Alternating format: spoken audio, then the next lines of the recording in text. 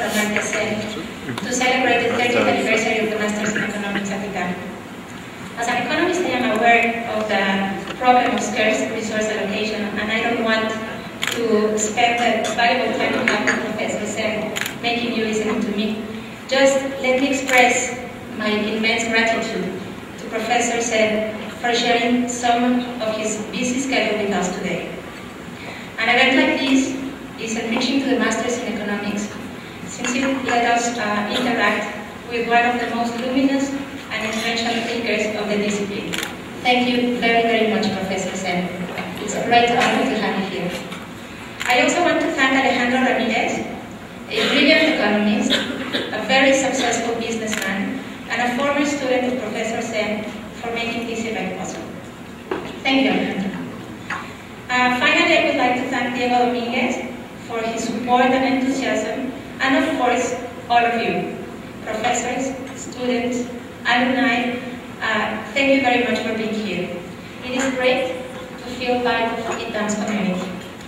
Yeah, the event, we're going to have a questions and answers scheme. Alejandro and I are going to start asking some questions to Professor Sen, and then we'll open the questions to the audience.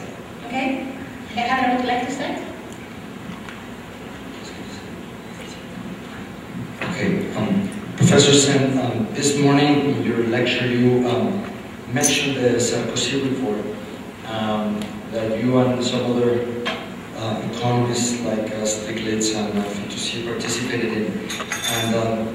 And looking at the Sarkozy report on multidimensional indicators of well-being and indicators of progress, I noticed that there were many that relate to the capability approach, things that education, health, consumption, political participation, social capital, even environmental concerns and security, and with a specific also recommendation to take into account distributional concerns and inequality.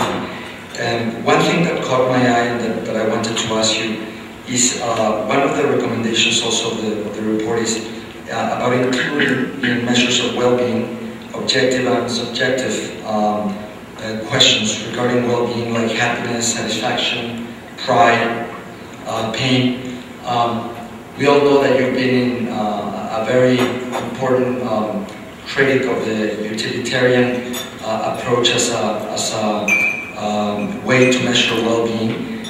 You've said in your tenure lectures in the standard of living and development as freedom that utility is not the right place, to anchor or assessment of well-being. And yet, the Sarkozy report, it's mentioned that happiness or some subjective measures of well-being should be assessed, should be included. There's been in the past years a trend to measure happiness, to measure like the World Value Survey and some other reports. And I just wanted to ask you whether you think there's a place or a role in a multidimensional conception of well-being for these subjective measures like happiness, like desire fulfillment, like satisfaction.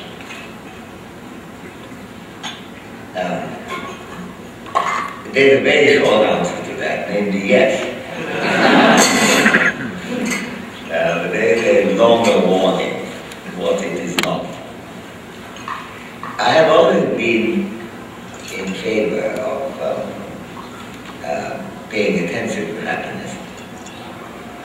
I've always been in favor of regarding happiness to be much more measurable, and I have written at least 2 papers on why interpersonal comparison of happiness can be scientifically done. So in that territory, and I think one of them is completely my collection choice for measurement, and I think what happened to the other. I think it's in the social value of development. So happiness can be measured, and I'm not against happiness at all. You saw me ordering a cup of coffee because I'm happier with the coffee than would have been otherwise. I didn't have any very ulterior motive in advancing my freedom in life. The So I'm very impressed to find that I have the capability of being able to get a cup of coffee by requesting for it. But that wasn't the point of the exercise. And also in our conversation, if you ask me saying, Amartya, can you come to dinner Sunday night? And I say, I was happy to come. You don't say, I see that you're happy to come, but will you come? Because happy to come indicate, given no other reason to the contrary. That's it. But if I were to say I would be happy to come, or possibly better, I wouldn't be happy to come, but for the fact that I have to see something else or something like that. So I think happiness is always quite important. So in the multidimensional measure, it must figure, obviously. On the other hand, why can't it take the role of measuring everything? Remember, the utilitarian claim is not that happiness is important. That's the claim of any moderately intelligent person who is not a masochist. Given these two characteristics, I think even not even clear about masochism. You might get some kind of happiness or pain, so it wasn't quite clear. But I think the basic point is that the utilitarians are claiming that everything is reducible to happiness. If you're comparing two persons, how their lives are going, it's adequate to compare their happiness. And if you did that, well, that's it. Now, that claim, I think, is mistaken. And it's that claim that I criticize, and it's for that reason that I'm not a utilitarian. It's not because I'm a killjoy and think that life without happiness is a grand life. I don't think that at all. But I do know of lots of people who create some happiness in their lives in most advanced circumstances.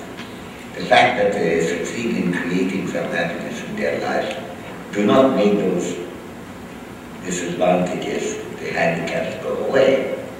I said this morning, some people here might have been in that session, I don't know, but this is probably a different group, that I'm the happiest person, that the sight of the greatest happiness I've ever seen is when I was working for famines. And when somebody who hasn't eaten a meal for 2 weeks ultimately gets something to eat, I think the joy and the happiness that you see in this person's face is totally extraordinary. But to say that this person is really the most well-off person, most fortunate person at that moment compared with anybody else would be a ridiculous diagnosis. It is just he is very happy to get that, and that it's obviously important. And that's not the only reason why she should have food. The main reason why she should have food is because she needs nutrition, and she ought to get things that she's craving for. To that, if you want to add that yes, it gives happiness, that's a further reason. So I think happiness is part of the picture, but the utilitarian has always been the whole of the picture. That's the distinction. And I don't think I changed my position at all when I worked for the commission that Sarkozy appointed. I should say, however, this, that some members of our group would have been, I would use the word happy again, would have been happy to see the entire exercise being reduced to a happiness index. That was not my position. So the deal that we did, or the deal after discussion, is that would you agree that we have a separate section on happiness? An issue from there, and it's not quite multidimensional, but there are different things to look at. It doesn't say that multidimensional is one where you have to put everything together at one go. It's just that you have to look at A, or you have to look at B, or you have to look at C, etc. And I'm perfectly happy to put happiness as one of those A, B, C's. And they were happy with that. I'm using the word happy in many different ways, as you will see right now. And that was adequate for our commission. So since I wasn't even chair of that, I was originally asked to be chair, but I wasn't able to do that. Joe chaired it. I was called chair-advisor. Wasn't quite sure what that meant. I tried to claim that I wasn't a member of the commission. I was just the advisor. So I didn't, when they were trying to write a joint preface, the three of us, namely Sarkozy, P2C, and me, I said, you two write it because I'm advisor, I'm not a member of the commission. Well, it turned out that that's not the view that Sarkozy had taken. And so I did try and be both of it. But so I had that role along with Joe. We didn't have any disagreement at all on any of these issues. And we thought that we should leave it at that. And there were very great people who are great economists who take happiness as an indicator of everything much more seriously than I do. I think Dan Kahneman does. I think Alan Kruger does.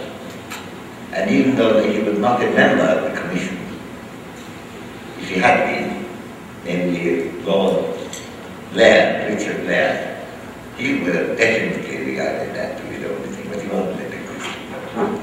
So, that's a position I know and respect, I understand. I think it's ultimately a mistaken position in my judgment. But we didn't have to cross swords on that.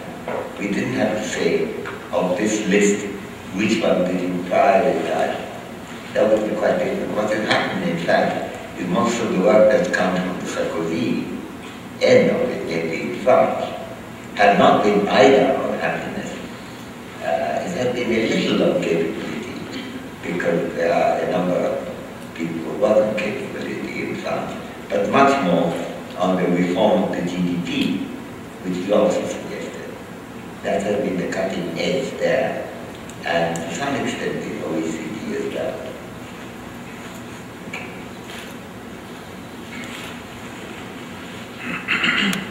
Professor Sen, do you think that sustainable development can be understood as a social choice problem? I believe it can be understood only as a social choice problem. I think, let me say what I mean. First, I'm going to say the minimum, and then I will go on to my more arrogant statement. The minimum statement is social choice is about choosing between alternative states of affairs.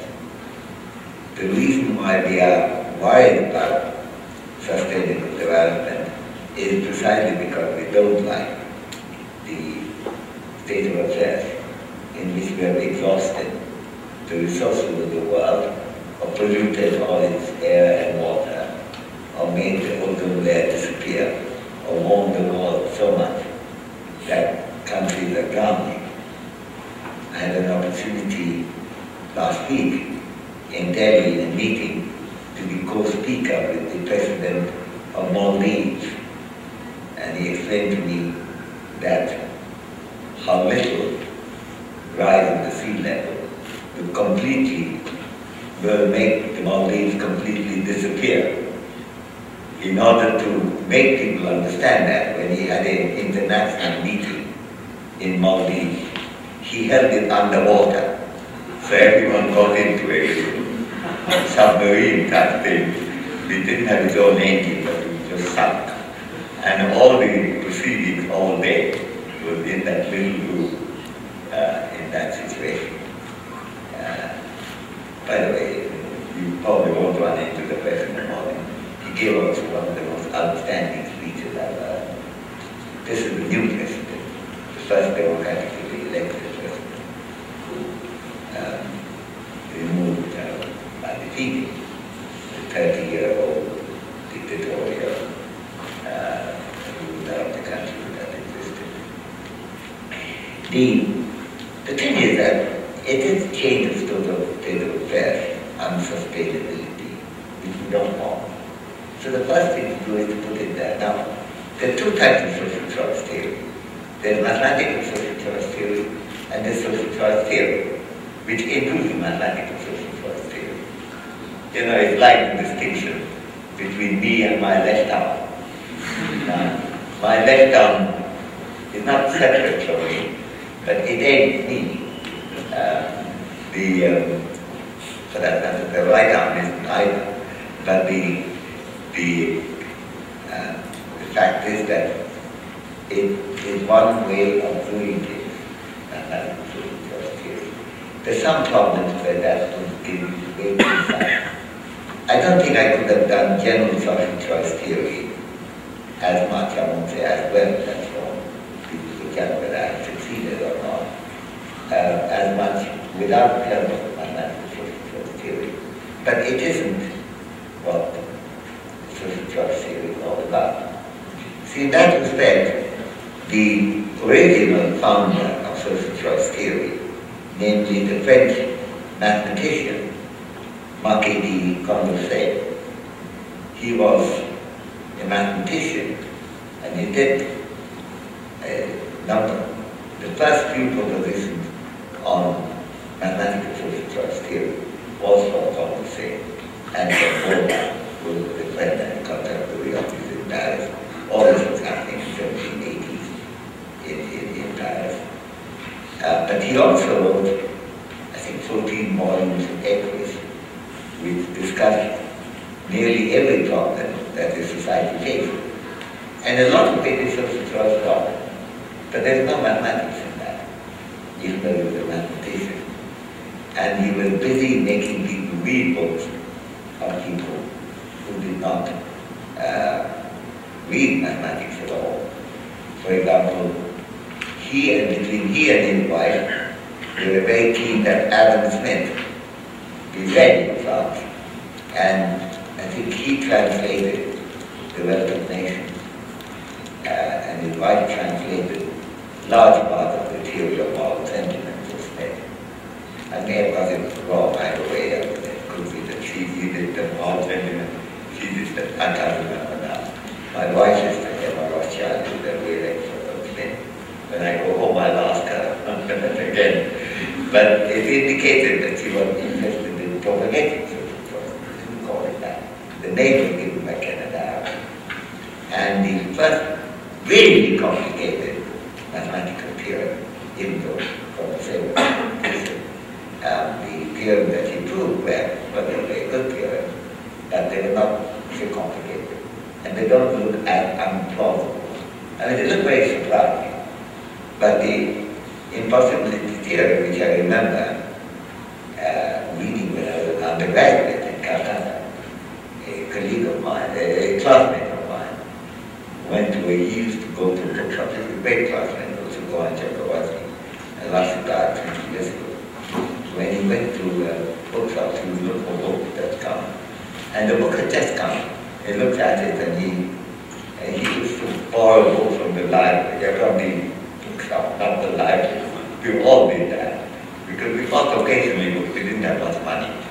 And so the bookseller would lend us the book, but say don't soil it in any way. If you return it, then all right. So he did, and we brought it to a class and he gave it to me, so this would interest you very much. And I remember I was completely blown over. I did know some maths in those days, you know that. I did an original degree in economics and maths in Calcutta. And so it excited me very much.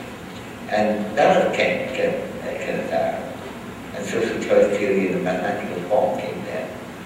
But there is a whole area of social choice theory. The fourth outlet, environmental economics as well as sustainable development, belong solidly to social choice theory. What else can it be? It ought to say that it can be market economics. Well, it may be dealing with market failure, but that doesn't make it market economics.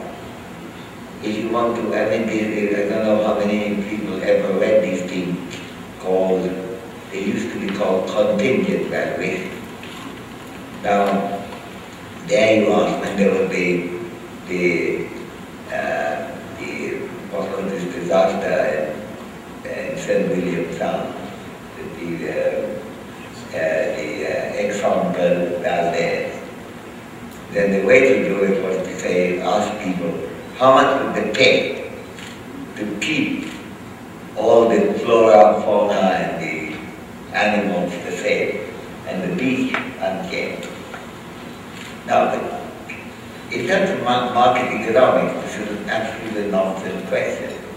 Because market economics, when I'm buying a toothbrush, I intend for it to be mine. And I don't expect anybody else to contribute to that. Now, that's not blind. That's not at all like the situation in St. William Sound, or Prince William Sound, I think. Because that's something which I would enjoy, others would enjoy. And I would contribute, and I hope others will contribute too. It's not like a private good.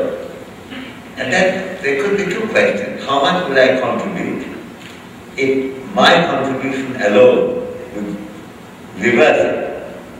Now there, if I had given down an answer like $125, you would then say that I'm absolutely crazy. Could I think $125 would clear all the mess that ESO had created there? But I didn't mean that. I meant I would give 150, how much would others give? But there's such ambiguity there. But then I'll give 150, others give 150. Or I will give 150 provided others give what they can. I'll give 150 provided others give the same proportion of their income as 150 is to my income. These are all different social choice propositions. None of them belong to the market economics because it deals with very limited market things. Inside our book on social choice theory, social choice and use of values, you'll see their chapter where he, after having shown the general possibility theory, the possibility theory, he devotes the chapter saying, well, does that apply to the market too? And he said, of course it does, because the market is a kind of social choice of a very limited kind. And he then applies the theory which he thinks is from that movie. Turns out that it's not, because now we are building on our inside. We can get very much from that movie now. But the fact is that the market is that belong there. Social choice is a big territory. Mathematical social choice is a smaller sub-territory of that. Is that too long an answer?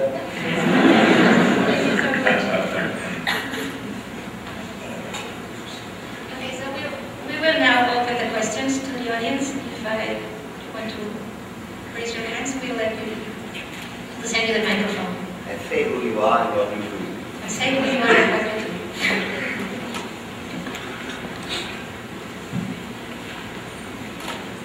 It's an honor. My name is Mariana and I'm an economics student. My question is, what do you think is the reason economists do not investigate further about justice? We discussed efficiency. Is the reason economists do not investigate further about justice? We discussed efficiency, distribution. Who does not think why economists? Oh, yeah, like we do not. Or why don't they do research enough about it? on justice? We discussed about efficiency and distribution, but not about justice.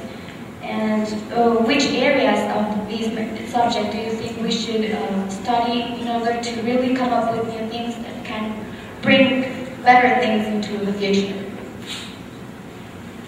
The second question is a separate one. It's not justice. You asked two questions. Okay, yeah. All right. I didn't quite get your name, I must say. Mariana. Mariana or Mariana? Mariana. Okay. All right. So, you know, the theory of justice is really a philosophical subject. Now, since I also happen to do philosophy, and I'm also professor of philosophy at Harvard, in addition to being a professor of economics, it's within my field in which an economist who doesn't do that could easily say, look, that's not my subject anyway. Now, I think what economists tend to do is to rely on existing theories of justice and apply it. And the biggest share of that has gone to utilitarianism. And to the extent that there is a utilitarian welfare economics, that is also a theory of justice of that kind. And I would say, until welfare economics was undermined comprehensively, I believe wrongly, in the 1930s by Barnett, Robbins and others, it used to be quite standard to work on welfare, easily that welfare economics. If you think of the big names in 19th and early 20th century, Edgeworth, Alfred Marshall, Picou, Wicksell, they all worked on that. And when the time came to have a social contract approach, which is what Rawls introduced in 71. By 73, my friend Ned Phelps, E.S. Phelps, published his collection called Economic Justice. There was a collection of papers on justice in the new Rawlsian perspective. And he's continuing to do that. And earlier in the day, I was trying to negotiate with him a date when our next meeting will be on philosophy and economics on the subject of justice. So it's not the case that people don't take an interest in it.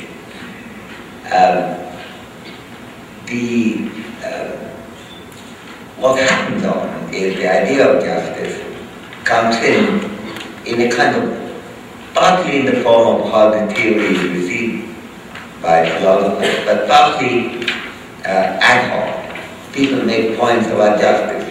Let me give you an example of a point which people often neglect, and I think, and it indicates also how economists may have a difficulty making a point about justice and finding out how easy of themselves. But sometimes they have difficulty recognizing it. This comes from an example given by Wicksell. Wicksell is discussing what would now be called neoclassical economics. And he is saying that now we tend to think of people making a decision, balancing their utilities and gains and losses, and arriving at a rational decision about their lives. Put together, that's the market economics. This may be a good predictor of what happens, though he remained somewhat skeptical of that. And a person who was strongly influenced by him, Ragnar Frisch, was the first recipient of the Nobel, along with Tinbergen, was deeply skeptical of that. But Wicksell still thought this always made a great deal of sense.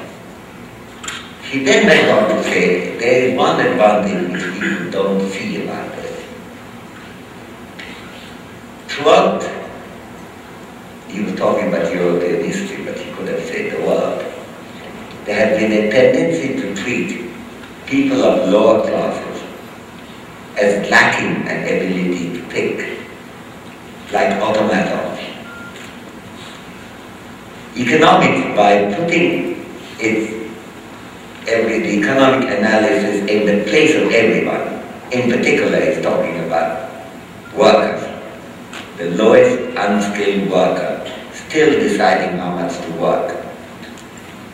It is an acknowledgement of the mind and the capability of rational thinking on the part of people whom society and the upper classes have tended to relegate to an animal existence, which is acting on impulse rather than acting on reasoning.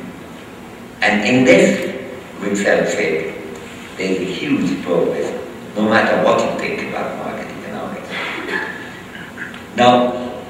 kind of an argument is that? I think it's a very good argument. Now, a person commenting on that, possibly the greatest methodologist in economics, at least in that area, in Sweden and in Scandinavia, would be Gunnar Myrdal. Gunnar Myrdal in his book, I've forgotten Messes in Positive Review, I forgot, no, that's the Friedman title, I've forgotten the title. The one book that he wrote about methodological problems, about descriptive economics, not to be confused with normative. Later he changed his view on that, but at that time he was a great believer in positive economics. And he said, Wicksell here makes a deep confusion. It's a matter of no concern to economics whether or not some kind of irrationality is being attributed to workers. That is a normative proposition. Economics is concerned with prediction. But I would say here that actually Myrdal has written a lot of good stuff, but that's not a good stuff. That is a terrible stuff. The reason why it's terrible stuff is A, we certainly making a very important point. B, it is a normative point. Change, I mean, there's a positive element. Society is recognizing ability of even the lowest, the most low privilege underdogs of society having a mind and rationality. That is a description. And it's an important discussion. And then he's proceeding to say, that's a jolly good thing. Well, that's a jolly good thing only because of your question, Mariana. It's a part of our theory of justice. Justice requires that human beings be treated as human beings.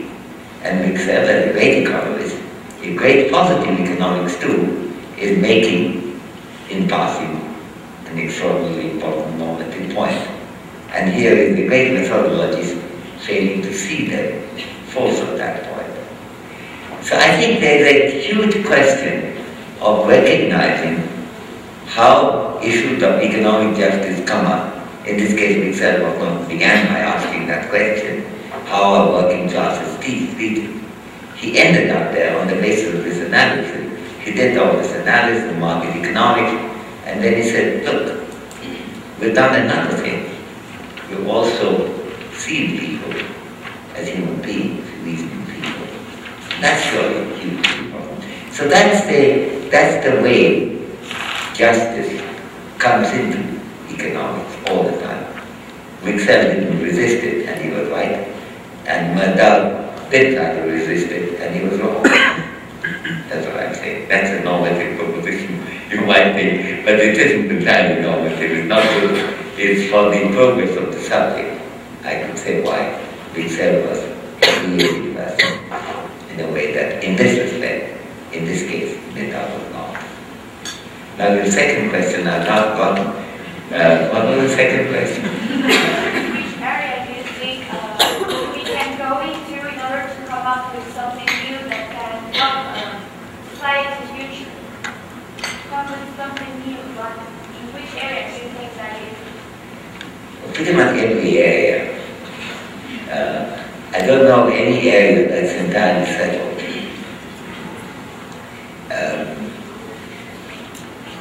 No, I think I can. A lot of people think in mathematical social choice theory we have got most of the things wrong. No, I don't think that's quite the case. In fact, I'm busy thinking about it, which relates to your earlier question of social choice. Maybe because, you know, Kenneth Arrow is along with Paul Hamilton, I think, one of the two great economists of our time. And countless people have been influenced by him. So when 1990, I was asked to give the first Kenneth Arrow lecture which Stanford introduced. I'm very honored, especially since he had chosen me, so I did give the lecture. And I discussed something else, the application of social choice theory as a theory of freedom. That is, in my book Rationality and Freedom, the last 3 chapters, including some mathematical propositions, are there. Since then I've given 2 more Arrow lectures, because they multiply as people come to recognize the genius of Arrow. Now Stanford has introduced another Kenneth Arrow lecture, and which I have to give now on the 2nd of May. So currently I'm thinking about what new problem can social choice theory, mathematical social choice theory, present, which are interesting and which haven't been done. And the answer is there are quite a few, really. I don't know any subject which is settled in that sense. And you know, Mariana, when you, I'm treating you as a young student, if I may, and you look like a young student, that I think treating any subject as settled tends to be a mistake, because they're not. You will find them, you know, you may not revive the whole thing. I don't think anyone in chemistry is going to revive the phlogiston theory, or whatever it was. I don't think anyone is going to invent the flat earth theory either. But we will know many things about the earth which they still don't know. And we make many things about the universe of which we know nothing about. And I think in economics, even on kind of subjects we've been discussing, ideas of sustainable development, ideas of development as such, the ideas of how the market functions, so I don't really think there's anything really quite gone. And I have to say this is a very prejudiced view. And I'm being very avuncular, if I may be. Avuncular, I don't know whether you know English, but being an uncle of yours, I could be a grand-uncle. But for being grand avuncular, I would say do what excites you most. Because your ability to achieve something is likely to be most greatest in that. Now what excites you most is you read widely and think widely, would be things that include what you think is important, what you think is something that is in need of working better. So leave it like that, let your interest develop on that, but when it comes to choosing your subject, do what interests you most. Be a libertarian in that respect. In the morning in the press interview I had a complicated thing, why I defend liberty and why I'm still not only a libertarian, I do many other things and many other concerns as well. But here liberty is very important. Go by what appeals to you. And there are lots of subjects. If you want to come and chat with me on that, I will give you some advice. Thank you.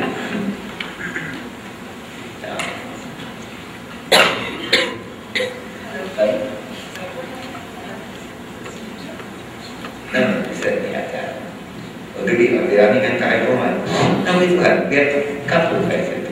Yes, Dr. Sen, it is a pleasure to be here. And thank you. Thank you so much. I'm Irene Rivadeneira. I'm a teacher and professor many years here in ITAM. And I have realized that throughout the years, the curriculum of the economics thought and analysis has evolved. What do you think a solid curriculum of economics, a solid curriculum, like in undergraduate and graduate work, should contain? What elements should you think be contained in a solid curriculum study of economics? Okay, considering the case that we're in Mexico, and considering also that there are universities here in Mexico that are in a very good position in the sense of analytical analysis and all that. What do you think should be the main elements that this curriculum and the study of economics should be included? I think some of the points you have already mentioned, but I would like to know your view. Thank you very much. It's a very interesting question, and it interests me greatly. I think one of the points to make is that economics education should, among other things, and I will come to other things immediately, but first, to say this point, it has to include whatever types of thinking are common at this time. I've always been very skeptical of mainstream economics, even when I was an undergraduate. One of my teachers in Calcutta who just died, I remember I was a young undergraduate in Calcutta. I must have been 17 or something. I just begun in Presidency College, and I said something about some theory seemed to me to be wrong. And I said, look, I'm a first year student. I just don't know. What do you think? Could it be really wrong? And he said, well, it could be that you're not following the theory, in which case you should study it. And therefore the first thing to do for you is to study it carefully and see that. But don't rule out the possibility that you're right and the theory is simply wrong, because there are such theories all the time. So I took it from that. I had to write an obituary for it. I said that was a very instructive lecture that his name was Padula. Did his own thesis on utility theory, in fact. And I think he was saying that you have to study what you're criticizing for it. I can tell you almost anything about the market economics. I can tell you how it's supposed to work.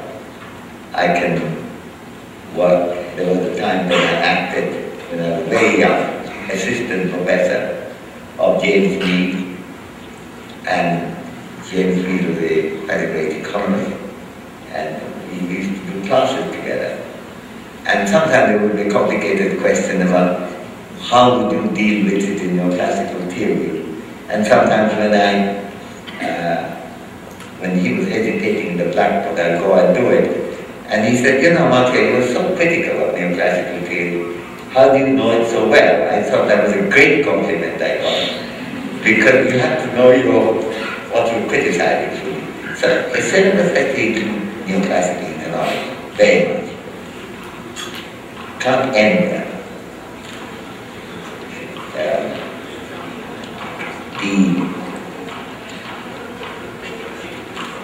You have to see why it's going wrong. It has to be studied because that's the way most people think today. And sometimes I do too. If I'm thinking about something has happened, one commodity has gone up, if I'm told something has happened to commodities market somewhere, how would others be affected? The first thought that will come to me, I think, is pretty much a translation of Aaron de Bro, general way of reasoning. And that's not a bad way of beginning. It's a very bad way of ending. So, I think so we have to do that, but then we have to see what goes wrong and why. And then ask the question, since it goes wrong, what can you put instead? I'm very nostalgic only because I mentioned today I came here 45 years ago with my friend Steve Martin, who was also very critical of neoclassical economics. Our paths have gone very differently. This was the subject on which we disagreed a lot, because I was much more neoclassical in studying it, not ultimately in my position. I had a pedagogic divide, and you also had a pedagogic question. So you have to do well. But there's a danger. Some people drop out after the first lecture, and then they go away with all their own thoughts. I have, in my moments of megalomania, I have a fear that visits me. I was teaching in Oxford, I was the government professor of political economy, when suddenly the Chinese economists started coming to Oxford because they have suddenly discovered the market. and they were learning things about the market. And I had lectured to them too. But that was the first year lecture, really.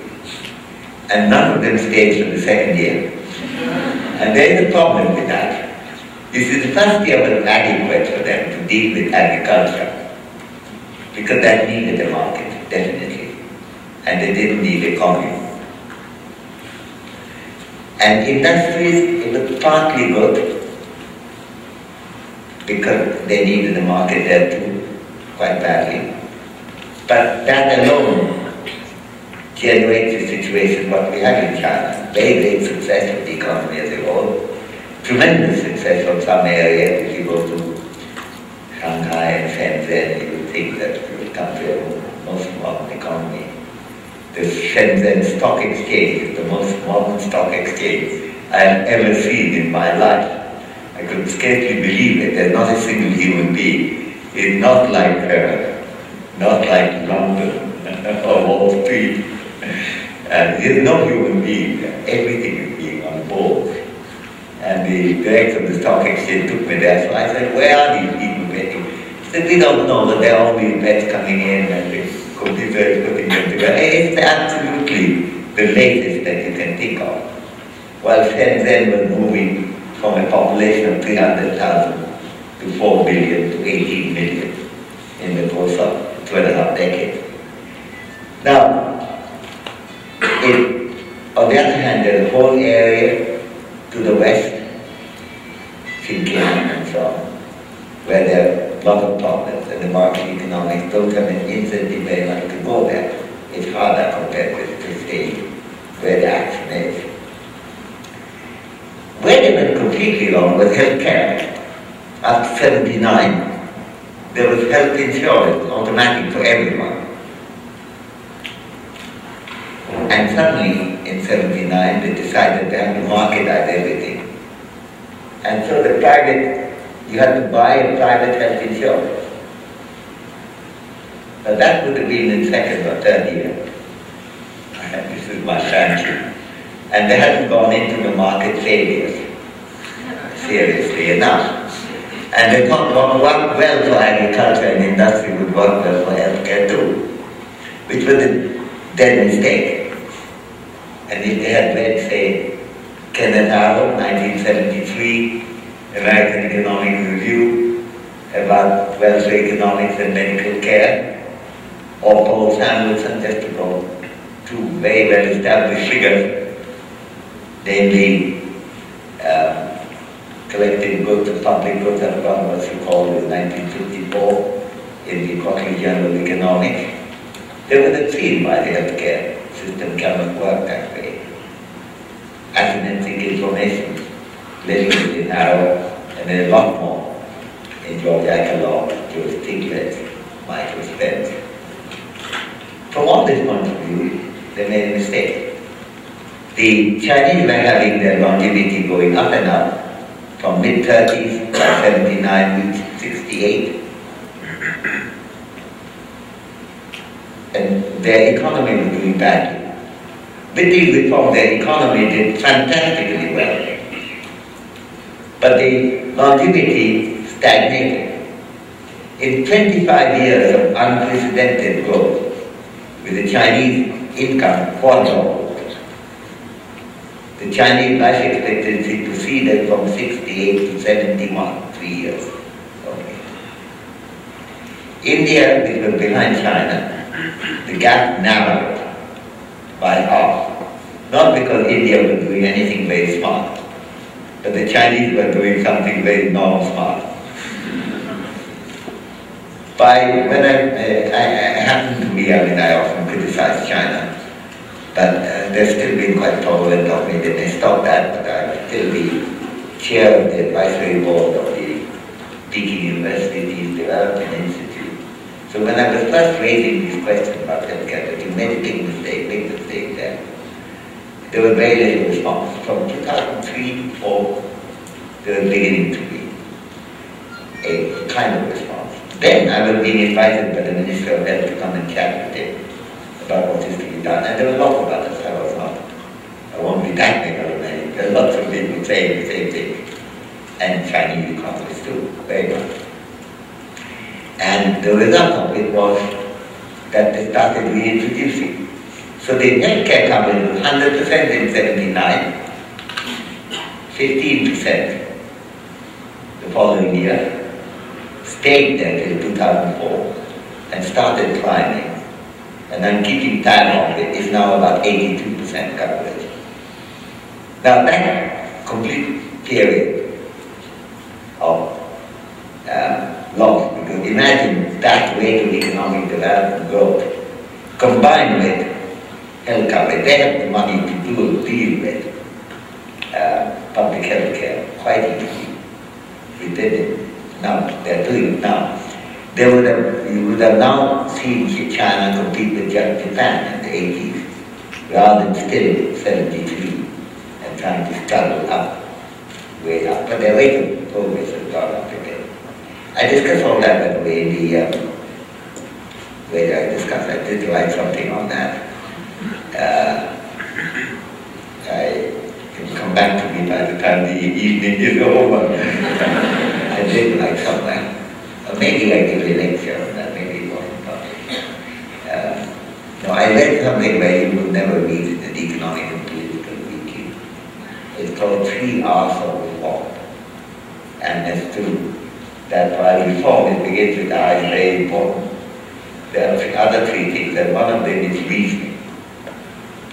And the reasoning, if they had done that, would have included that market is not a very good way of providing basic health care. Once you do it, everyone has health care, then you can have a lot of private insurance.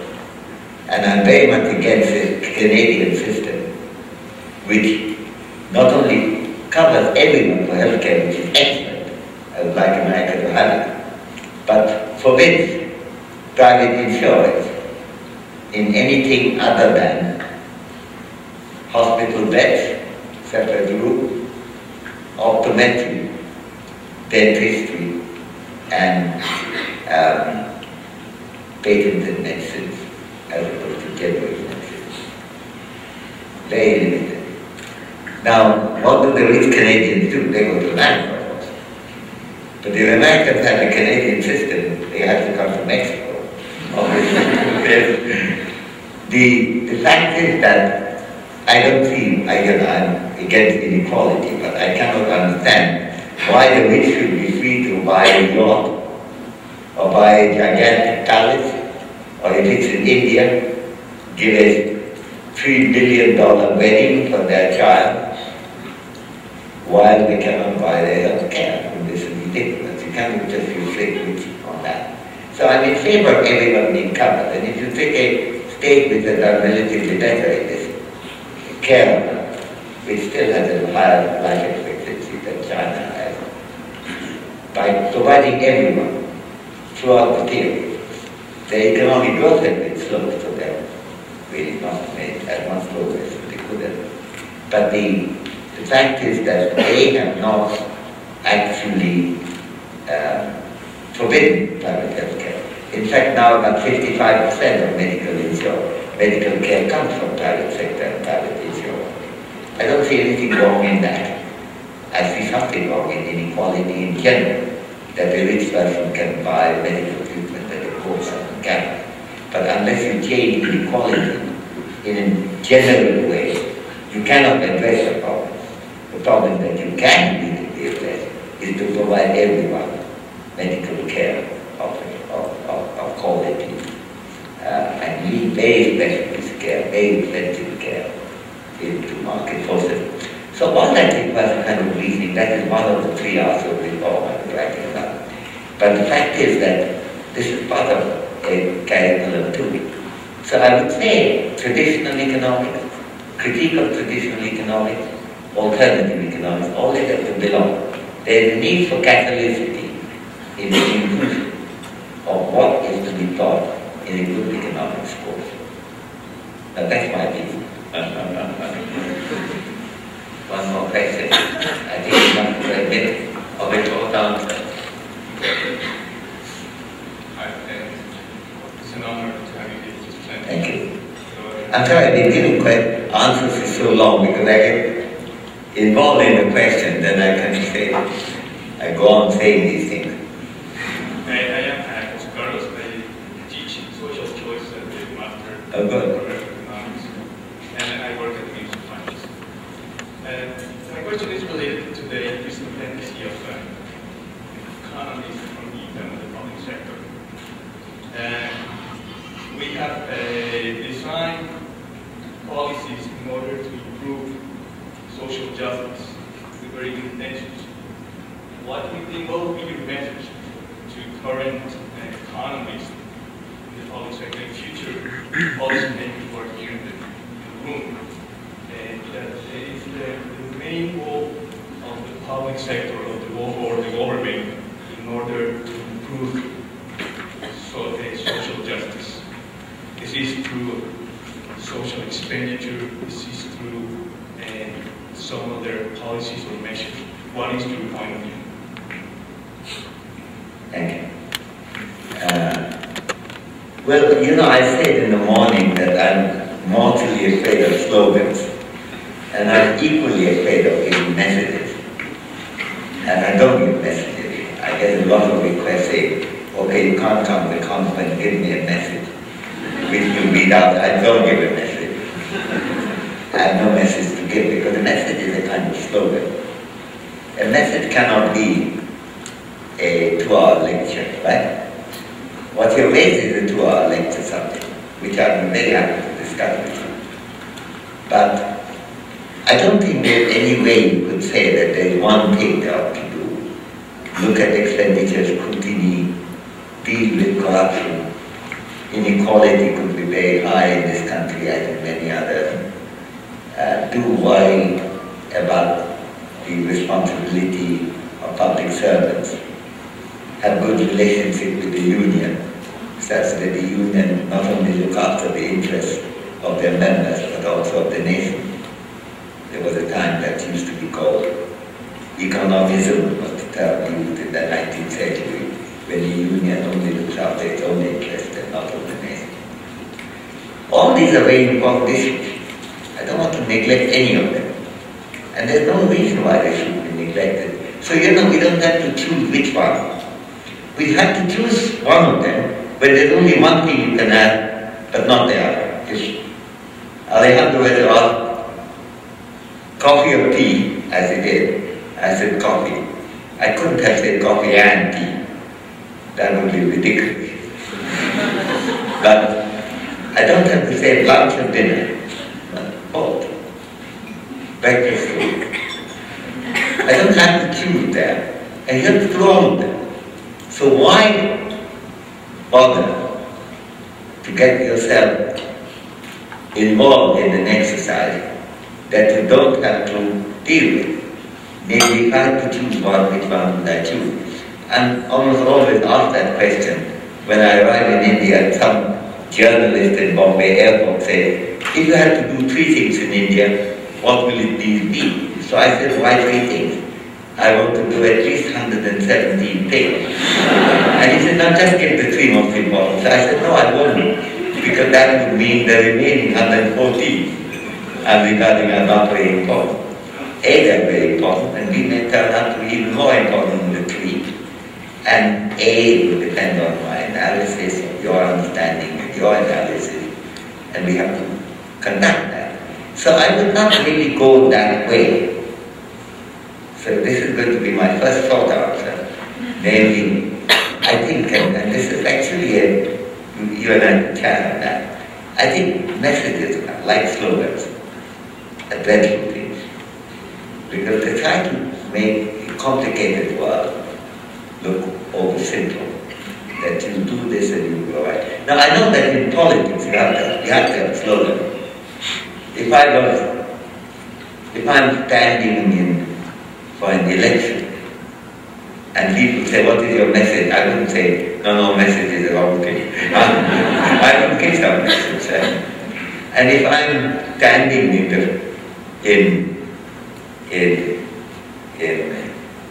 1789 outside Bastille, when Bastille is falling and the French Revolution is on, I would not give them the 2-hour lecture. I would say my message of liberty, equality, fraternity. I have no difficulty with that. But that's the subject for that engagement where you are politically trying to motivate. And just as I tried to argue in the morning, you may not have been there, that there's a room for anger and wrath because that motivates us. There's no argument for staying there, ending there, because that's what, and I was quoting Mary Wollstonecraft for that. You have to begin with the anger, but from the anger you have to go to reasoning, because that's how you can be convinced that you're right. You can convince others that you're right. So I think messages has that kind of role. And had I been a politician, I would have been able to take that on. But being an academic and being someone who liked chatting with people, I'd rather have a chat rather than give you a message. Thank you.